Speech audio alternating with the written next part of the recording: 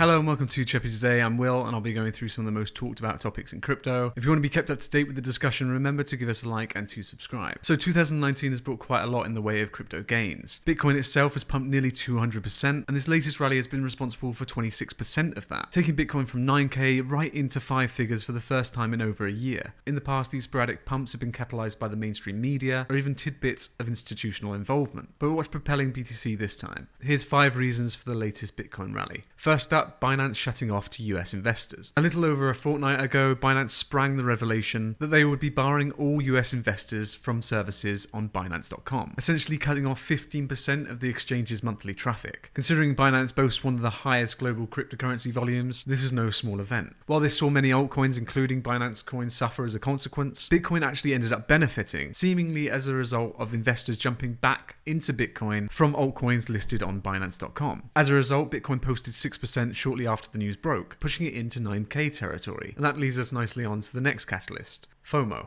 While 9k seems a little far in the rearview mirror, it's important to mention as one of the most important levels for investors. That's because reaching 9k was perceived as the last time investors could buy BTC under 5 figures, a fact that stirred up a fresh batch of FOMO. Now the term FOMO, or the fear of missing out, has been tossed around more time than kale in a hipster's salad, but it appears to be one of the main proponents driving Bitcoin forward. This theory has been propagated by various analysts, such as FundStrat's Tom Lee, who suggested that a build-up of FOMO would push Bitcoin as soon as it hit 10k. Lee's theory stated that an indication of FOMO kicking in could be seen whenever Bitcoin traded at a level only seen within 3% of its price history. For Bitcoin, this level was 10k. In a recent interview with Chepicap, Lee elaborated on this point, noting that Bitcoin typically rallies 200 to 400% once FOMO is activated. Well, actually, to be more clear, what we talked about was we looked at past FOMO periods, so when does Bitcoin trade within 3% of its historical price levels?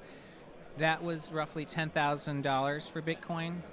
And looking at the past bull cycles, once you breach that, what we call FOMO level, Bitcoin typically rallies 200 to 400%. So that's how we would get to a theoretical 40,000. And for the most part, this appears to be playing out, with Bitcoin saying a short hello to 10,000 before forging on to 11k. Lee wasn't the only analyst to weigh in on this psychological propellant. Peter Brandt also noted FOMO as the reason for the latest pump, suggesting that the fear of missing out was almost off the scale on what he dubbed the obnoxious Twitter Millennial Index, a fictional indicator and ironically a fairly obnoxious way of saying that millennials were causing the latest rally. However, in terms of a flood of millennials entering the space, mainstream media coverage, which would usually shepherd them in, has been fairly non-existent. One recent development which did receive a lot of mainstream coverage, however, is Facebook's highly maligned foray into the cryptocurrency industry. Facebook's cryptocurrency Libra was revealed just last week, and for the most part it has the crypto community divided, with some believing it may encourage newcomers to see the benefits of Bitcoin, and others suggesting it might try and supersede Bitcoin, or worse, undermine the semi-sacred principle of decentralization. While it would be disingenuous to attribute the entirety of Bitcoin's recent rise to Libra, it's fair to say the increased media spotlight on Facebook's venture has radiated somewhat onto Bitcoin. For example, a few days after the Libra white paper was released, Bitcoin rose approximately 13%, going from 9.9k to 11.2k. Coincidence?